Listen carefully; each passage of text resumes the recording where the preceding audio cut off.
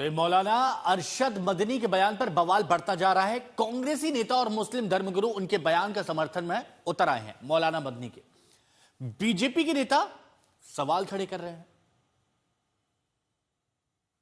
देखिए, हमेशा से इन लोगों का डुअल कैरेक्टर रहा है। ये सब अरशद मदनी साहब हों या इनके परिवार के लोग रहे हों, इन्होंने सिर्फ देश के मुसलमानों को लूटने का काम किया है, गुमराह करने का काम किया है और दूसरों के सर पे ठीकरा फोड़ते हैं और अपनी दुकानें पूरी तरीके से चलाते हैं।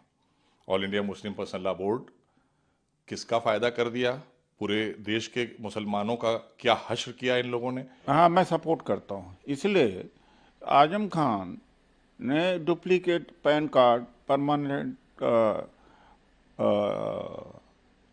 नंबर इनकम टैक्स का रखा। ठीक है, गलत है।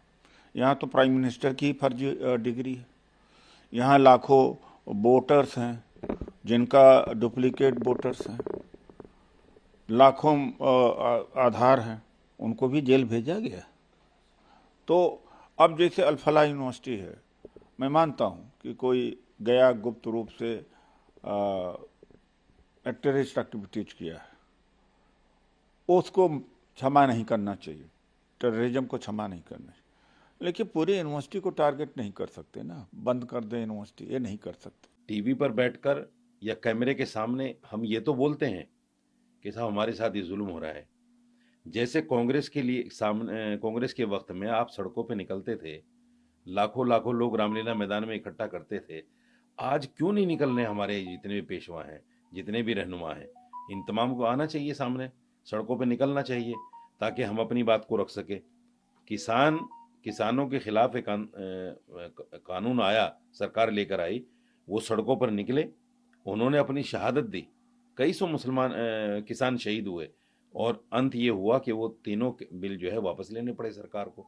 तो अगर मुसलमान भी सड़कों पर नहीं निकलेगा और मदनी साहब जैसे लोग जो कौम के रहनुमा हैं वो सिर्फ टीवी पर भाषण देंगे, अखबार में बयान देंगे, तो कौम आगे नहीं आ सकती। सैकड़ों वाइस चांसलर्स, कुलगुरु मुस्लिम समाज से है, पर इस तरह के भड़काऊ बयान देकर ये मुस्लिम समाज को भड़काना चाहता है। ये व्यक्ति मुस्लिम समाज के हित की बात नहीं करेंगे, उनकी शिक्षा की बात नहीं करेंगे, उनके रोजगार की बात नहीं करेंगे। ट्रिपल तलाक जैसे कानूनों को जिस सरकार ने खत्म किया उस सरकार की बात नहीं करेंगे। जिस तरह जो वक्फ कानून के तहत मुस्लिम समाज के गिने चुने जो ठेकेदार है वो समाज की जमीनों पर कब्जा करते थे, उसको खत्म करने का जो कानून लाए उसकी बात नहीं करेंगे। ये मुस्लिम समाज को भड़काने की बात करेंगे। मुस्लिम समाज को भी ऐसे धर्म गुरुओं से दूर रहना चाहिए जो समाज को भड़काने का, समाज को गलत रास्ते पर ले जाने की बात करते हैं।